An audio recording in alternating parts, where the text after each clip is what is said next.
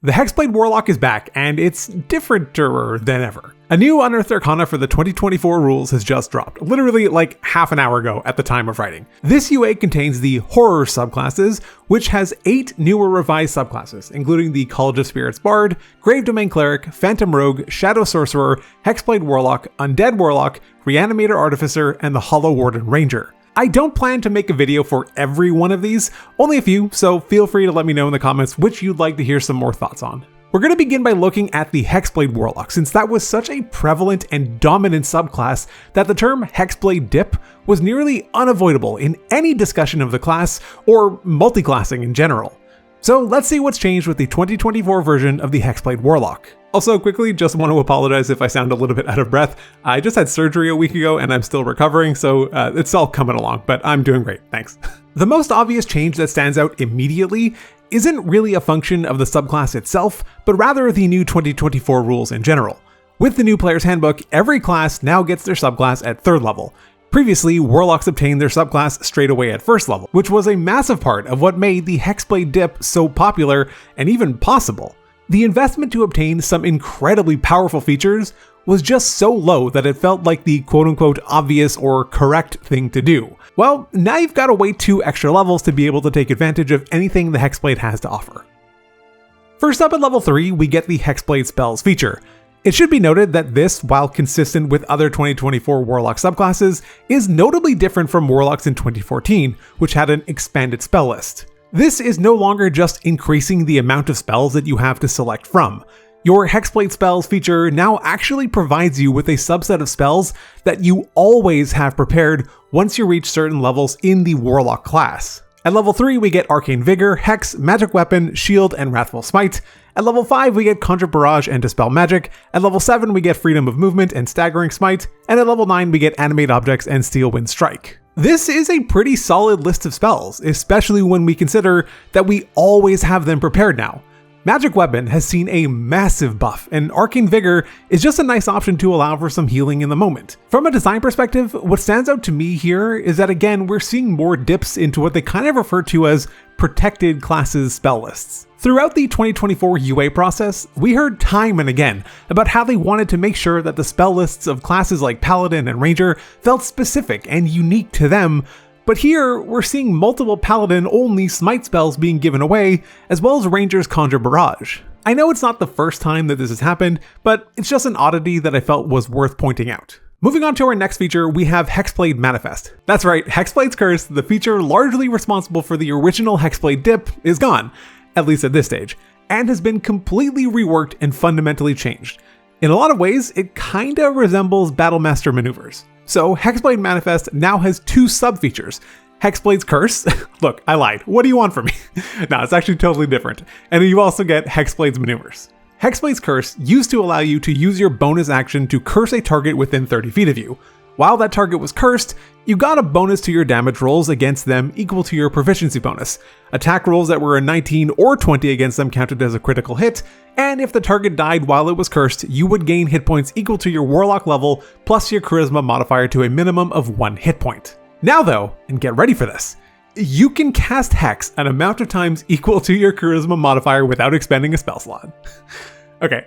Jokes aside, this isn't actually as laughable as it sounds, especially as we get into the rest of the subclass. As a reminder for those of you who don't remember how Hex works, it's a 1st level bonus action spell with a range of 90 feet that allows you to curse a target within range for up to an hour with concentration. While cursed in this way, the target takes an additional 1d6 necrotic damage when you hit it with an attack roll. Additionally, you can choose one ability and give the target disadvantage on ability checks of that chosen ability. To be clear, this does not include saving throws, it's just ability checks. Many people have been confused by that in the past. And also, Warlocks have often felt like they were just constantly starving for spell slots. This now provides them a mechanism to power their core subclass features without negatively impacting anything else that they wanted to do anyway. Something I want to make abundantly clear at this point, since you'll very shortly see that this subclass is heavily based around using the Hex spell, this is not even close to as problematic for me as Rangers with Hunter's Mark. As I've mentioned plenty of times in this channel already, in my eyes, the core issue with Hunter's Mark and Ranger is that it's so deeply embedded within the main class itself. I've even said on multiple occasions that having a Hunter's Mark themed subclass could have been cool. That's basically what we're getting here. If you want to play a Ranger in 2024, you almost feel forced into using Hunter's Mark. But if you want to play a Warlock in 2024, Hex is not a requirement in any sense, except if you want to play the Hexblade specifically. That distinction and siloing off of design intentions feels far better executed here than with the Ranger. I don't have a problem with this. Some people might not because it's not my Hexblade or whatever, but I really don't take any issue with the subclass being so heavily focused around the spell. Okay, with that out of the way, let's take a look at the second part of this feature, Hexblade's maneuvers. Now, once per turn, when you make an attack roll against a target of your Hex, you can choose one of the following effects. You do need to hit the target. Draining Slash, which forces a Constitution saving throw, failing which the target can't make opportunity attacks and has its speed halved. Harrowing Blade, which forces a Wisdom saving throw, failing which the next time the target makes an attack roll against someone other than you before the start of your next turn, they take necrotic damage equal to our Charisma modifier. Importantly, they don't need to hit for this to happen, they just need to make the attack roll. And Stymieing Mark. This gives the target disadvantage on its next saving throw it makes before the start of our next turn. All of these are genuinely reasonable options, especially since there is no additional resources tied to it, like with Battlemaster maneuvers, which are admittedly much stronger. These are just once per turn effects, which can all have solid impacts during an encounter. It's worth noting that they are once per turn and not once per round, which does mean that they can work with opportunity attacks as well. Draining Slash is a bit niche in its applicability, but it's certainly far from useless. My biggest issue with Harrowing Blade is that it doesn't really scale. Like, it'll go from 3 damage to like 5 max, which is fine when you're like level 3 or 4, but by the time you're starting to reach middle levels like 8 or 9 and above, this isn't really going to be doing a whole lot. I wish it offered some form of built-in scaling. I know scaling with proficiency bonus has largely fallen out of favor, but that could have been pretty helpful here. I also considered maybe adding Warlock level to the damage, but that might have been too much. Maybe adding half of your Warlock level rounded down. This is already fairly commonplace language in the rules so far, so it feels like it could help this feature out a little bit. Overall, the feature is good. It doesn't feel completely busted and offers a very specific playstyle while also creating some versatility at the same time. It's worth noting that unlike the previous Hexblade, you are not essentially forced to go melee either. You can, but now you can absolutely stay ranged and still benefit from it. This means that you can use Eldritch Blast and other invocations that benefit from it, like Agonizing Blast or Eldritch Spear, and still gain the benefits of Hexblade's Manifest. Eldritch Mind also now becomes a solid consideration, given that it provides you with advantage on saving throws to maintain concentration on spells. It also has no level requirement, so this can be a very easy and solid pickup for Hexblades now. Really quick, I'm trying to reach 15,000 subscribers and I'm getting so close. If you've gotten this far, you probably don't hate everything that I have to say, so go ahead and subscribe. It helps me way more than you think, and it's totally free for you. Thanks. Next up at level 6, we get Lifestealer. The old Accursed Spectre feature has been removed. With Lifestealer, we get to stack some additional bonuses when we have a target affected by our Hex. The feature also enables 2 sub-features for us. Hungering Hex, which makes it so that when the creature targeted by our Hex drops to 0 hit points, we regain hit points equal to 1d8 plus our Charisma modifier. You'll notice that this is very similar to the part of the old Hexblade's Curse feature, though arguably better. With the previous version, you'd need to be level 5 before you match the average healing that this new version provides. But more importantly than that, the old Hexblade's Curse was a feature that you could only use once per short or long rest. Now that it's tied to Hex, Hungering Hex can proc all day, providing you with tons of additional healing. The second sub-feature we get is Inevitable Blade, which allows us, if we make an attack roll against our cursed target and miss, we still get to deal necrotic damage equal to our Charisma modifier. It's kind of like the Grey's Weapon Mastery for free.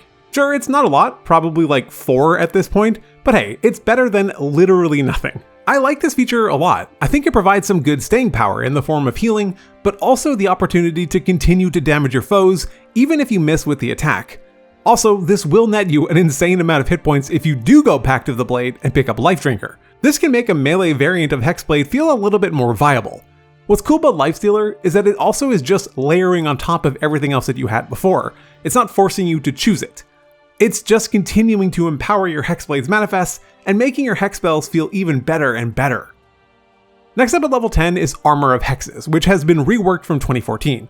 Previously, if the target of our curse hit us with an attack roll, we could use our reaction to roll a d6.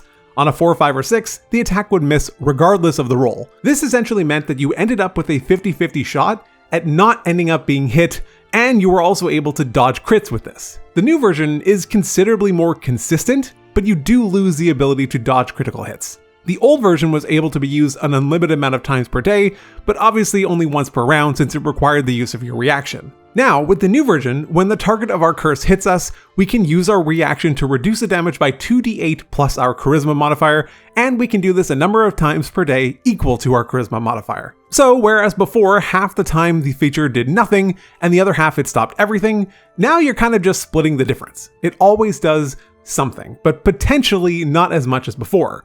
It still does have the chance to fully reduce incoming damage to 0 depending on how much was coming in and how well you rolled, but it isn't just a static number anymore. In any case, it's an average reduction of like 13 by the time that you get this feature, which isn't too bad.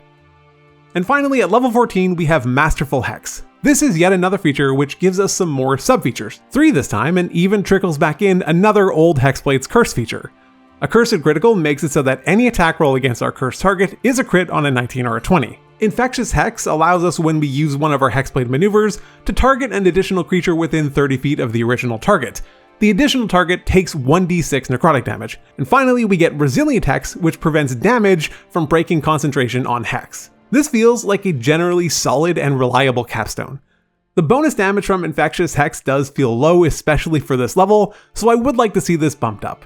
Resilient Hex, especially if combined with Eldritch Mind, will likely make it so that your Hex basically has 100% uptime on it. And honestly, I kinda like that they moved the improved crit range all the way back to level 14. It allows champion fighters to hang on to that powerful feeling for a lot longer. And I mean, in 2014, Hexblades got that ability before champions did, which was kind of insane. Overall, I really like what they've done with the Hexblade. I think they've given it a pretty faithful reimagining of it within the context of 2024. They've managed to address many of the old issues that the subclass had, they've given it an identity, and still having it feeling in line with the rest of the subclasses in the game. It no longer feels like such a dramatic outlier. I'm really curious what you all think of the new version of the Hexblade, so let me know in the comments. Check out some of my other D&D videos, but otherwise, take care.